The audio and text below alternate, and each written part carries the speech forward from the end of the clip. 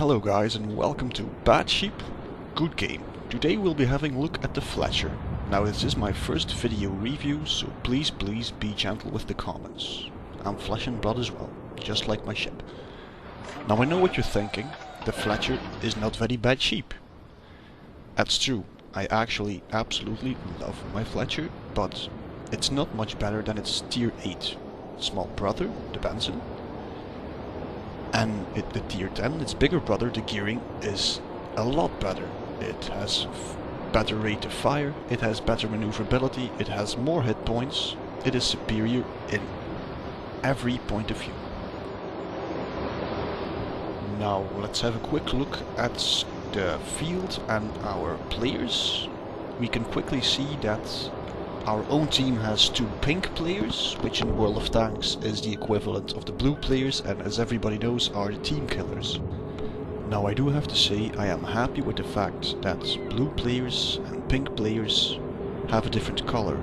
I do believe being a blue player in World of Tanks is way worse than being a pink player in World of Warships.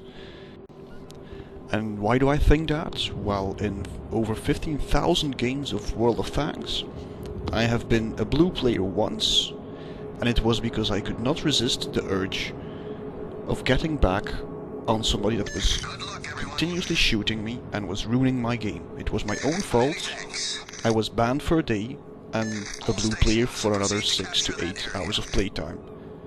In the World of Warships, I've played only 1,000 games. I have not been a pink player, but I have hit friendlies with my guns, as with torpedoes. All non-intentional, hitting friendlies with torpedoes when you're a noob. It happens. You take risks, you do not anticipate the movement of friendly ships. Well, it happens. So in World of Warships I tend to give pink players the benefits of the doubt, but now I seem to be forgetting I am also playing a replay, and I am playing this at 2 speeds, so my replay will be a bit shorter. I rushed A, I communicated to the team I shall try to cap A quickly and then join B for support. As soon as I hit A, I see it is already being capped and I cannot spot anything. As soon as I see it's being capped, somebody pops smoke. Well, smoke can only mean one thing: there's a destroyer there, because it's only 7 kilometers away and I have not spotted it. I have an automatic reflex when I see that. I just put some torps in, and as you can see there, it hits. I simply don't understand. People do not seem to understand that smoke screens attract torps. You can't see them coming. They always camp in front of the smoke screen. I don't get it. I simply do not get it. Speaking about things I don't get, our 2 tier 10 battleships are in 1 platoon, and one of them is being a bit courageous and also not paying attention, since its friend just got spotted, the destroyer, and popped smoke. It is safe to assume that he thinks there's another destroyer in the vicinity. But our tier 10 battleship seems to push hard. So I do the safe thing and I stay away further than 5.8 kilometers of the battleship, just so I do not get spotted. Yes, you heard that correctly, 5.8 kilometers is the distance my Fletcher gets spotted. It has all camo, it has all cruise kills, it has all the whistles and bells to not get spotted. But I don't know if you saw, there was a cruiser on my left side. I kind of forgot it was there and I was very lucky not to get spotted. That cruiser and the other cruiser in the back will be ruining my game for the next couple of minutes, as they will start hunting me. I will lose valuable time in this game. Time I could have assisted other players, and I could have made a bigger influence in the game, but kudos to those 2 cruiser friends who made it impossible for me and my destroyer buddy, right here, to make an influence on this game for the next couple of minutes. These 2 cruisers keep hunting us, they cannot spot us, but they ruin our day by just hunting us and making it impossible for us to make a serious contribution to the game or deal any damage whatsoever. Returning to the 5.8 kilometer spotting distance is only for ships. Planes spot me at 3.2 kilometers. Now that's a great range, but keep in mind that cruiser ships and battleships tend to have spotter planes. Higher tier battleships can have spotter planes up to 4.5 and if I'm not mistaken 5 kilometers that circle around the battleship. So keep in mind 5 kilometers away from the ship plus 3.2 kilometers spotting range means I can get spotted at a distance of 8 kilometers. Here you can see me pop smoke trying to help my buddy, the destroyer, who ruined his own camouflage by shooting. And I was a bit lucky there, because I got spotted by that spotter plane I was talking about. And I already popped smoke, so I was only visible for about 2 to 3 seconds. It was complete and utter luck. Now coming back to the fact why I am piloting the Fletcher and not the Gearing is economy. I do believe World of Warships is a lot more difficult to constantly play in the higher tiers, or even the highest tier, tier 10. I have a premium account and it is very hard to make a profit in general if you are only a regular or below regular player, which means I do not do dailies on a daily base. I do dailies twice, 3 times a week, so I hardly have any flags. I have not enough playtime to do missions. I do not compete in any of the competitions. It is hard for me to keep a profit, even at tier 9. I have some lower tiers, like the Cleveland, which help me provide credits to keep playing the higher tiers. As you can still see in the game now, let's not forget we're making a replay, my buddy and I are still sailing away from the 2 cruisers that are hunting for us. Now and then you will see the spotter plane. I can spot the spotter plane at a distance of about 6 kilometers. As I will know, it is still hunting for me. It is now. The cruiser is now hidden in the smoke I popped, but I know it is still chasing me. Here we have some enemy torps. They hit nothing at all. I hardly saw them coming, and it doesn't really matter. Once repeating, as you can see, this video is at 2 speed. I am losing a lot of valuable time trying to help my team out. Have a look at the cap circles. We are now behind 2 to 1. And we are also being outcapped on the center point B. So this is not going the way it should be. When it comes to ships destroyed, we're 1 ship ahead. But capping points, it is going really, really bad. At this point I was thinking of launching some torps at the corner of the island. Both cruisers are heading towards that point, but right as I'm about to launch my set of torpedoes, the first cruiser kind of turns away from the corner spot. As once you saw again, the spotter plane quickly passes by, but at a distance greater than 3.2 kilometers, so I am still safe. Now we have no points, no capping points left. Those cruisers are still chasing me. This is not going as it should. Here I'm doing a bit foobar work with the camera. Actually at the 3 o'clock position of this, a battleship at tier 10, one of our very intelligent platoon 1 of the enemy players, is sailing straight toward me. I now will launch torpedoes toward him. Pretty soon now I will gather my crap up and I will turn the camera. You can see me already launching my spread. I'm sorry you can't see how I launched my spread toward him, but as you can see the distance is actually pretty close by now. I turned away because, well, the 5.8 kilometer range. I was lucky he did not have a spotter plane up. He would have spotted me. I have no smoke available. And I had 2 cruisers chasing me. This could have ended bad, but now it ended bad for him. Now it's about at this point that the enemy cruisers decide to disengage because of 2 reasons. Reason 1, I have about the same speed as they have, so they will never catch me. Reason 2, I have support now from a friendly battleship and a friendly cruiser, and engaging me will become more hazardous. It's only at this point that I realized that the torpedo spread from about 2 minutes ago was not as bad as I thought it was. My body destroyer got hit pretty bad. It hardly has any points left. There you can see that spotter plane again trying to spot me, but just not being close enough. So this is the key point, I think, with you as destroyers. You can get pretty close, but do keep in mind there are spotter planes, sonar and hydroacoustic search. Now sonar's pretty new. It's been only in the game for I think 2 months.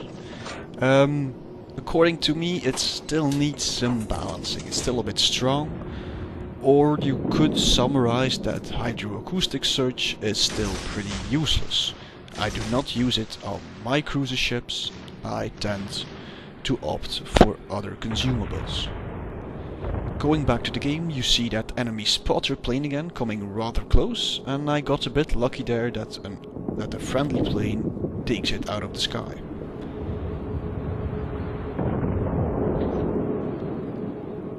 Now, it is at this point of the game I, for the first time, only open my guns. The guns on the Fletcher are good. They deal good damage, they fire fast, they're pretty accurate. The gun arc is terrible, which is the trademark of all US destroyer guns. Why do I shoot here for the first time? There's only one cruiser in my vicinity. He's not even focused on me, he's focused on not dying, which he's not very good at. At this point in the game, I actually realize I am sailing the wrong way. We are behind one capture point, we are equal when it comes to the amount of ship left, but we are behind in victory points quite a bit. At this point I start to despair a little bit and I have something like, geez, this could be a defeat now. It's my own fault. I let those two cruisers push me into a corner. I really have to do something, and here I doubt Cap A or Cap B. By the way, if you can hear a slight jingle in the back, that will be the mascot of the day, which is my cat. It is the great sound of joy. Yes, we have background noises. So, back to the game. A or B? I want A, but I see at B the Benson got spotted. It has been around for quite a while, defending the B point. But I do like hunting my destroyers in this Fletcher. Lower tier, actually only destroyer I do not hunt are Gearings. I hunt Fletchers, I hunt all Japanese, I hunt Russian, I hunt every other destroyer. Now, as you can see here, it's 3 ships against 1, so the Benson decides to just flee away. Cat seems to be having quite the time of its life. Okay, no cats. Shush kitten.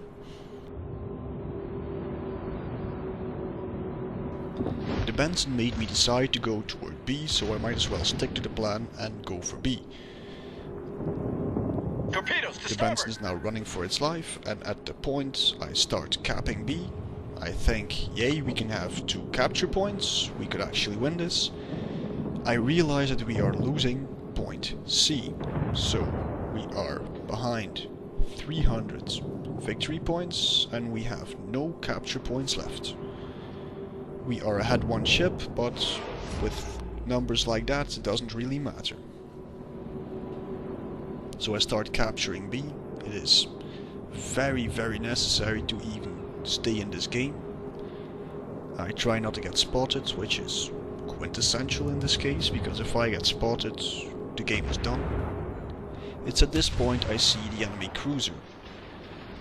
I decide to open my guns again, since the distance of this cruiser is further than 10.5 kilometers. I should be not spotted and remain not spotted, and you can see me actually putting in 3 salvos that are simultaneously in the air.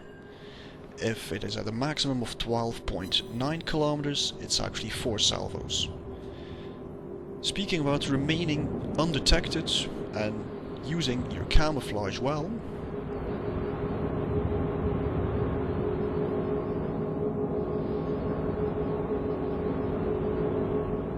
here is our enemy Shimakaze, dead in the water, between islands at a distance where everybody can spot him. I think this was a great mistake the Shimakaze made. It doesn't matter which corner or which ship would have turned up, he would always get spotted. He tried popping smoke, but it was too late. With a hit pool left of below 1000 points, he had no chance of surviving that attack. It was at this point I doubted what to do. I had to go to sea, but I could enter to the south of this island, or I could double back and sail in between the two islands. I also quickly thought I was calling the Shimakaze an idiot, and I was about to do the same thing.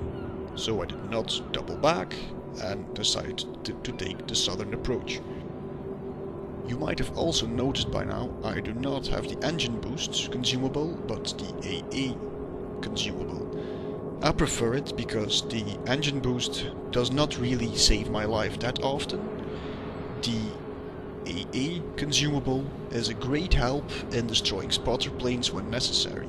When I am hogging an island and there is a spotter plane just circling over the island, it is a great aid to just turn off, or actually turn on my anti-aircraft, turn on the boosts, and just ruining the enemy spotter plane. Here is my second big surprise. The cruiser is actually also hogging the island. In a reflex, I immediately launch my torps. I think it's a great reflex because cruisers tend to think they have some time before enemy torps come in. These torps are rather quick at 66 knots. I fire them really quickly so you can actually see this cruiser get surprised at the speed in which my torps turn up. Why did he get surprised? He also wanted to get torps in the water, in which you can see pop up here.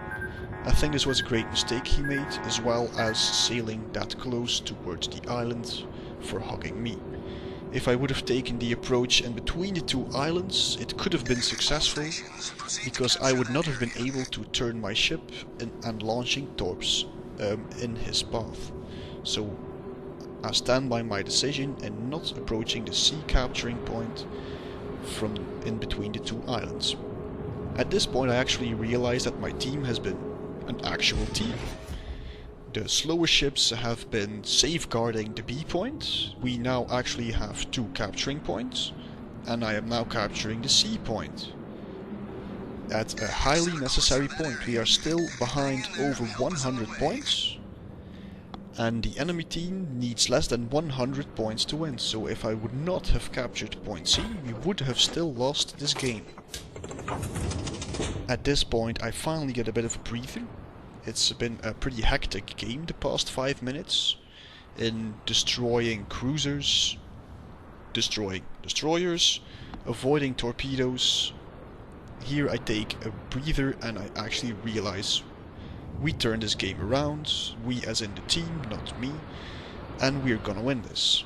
This is why I love World of Warships. The we in team is an absolute necessity. World of Tanks, teamwork is great, platoons are great, but if you're not a team in World of Warships, it just doesn't work.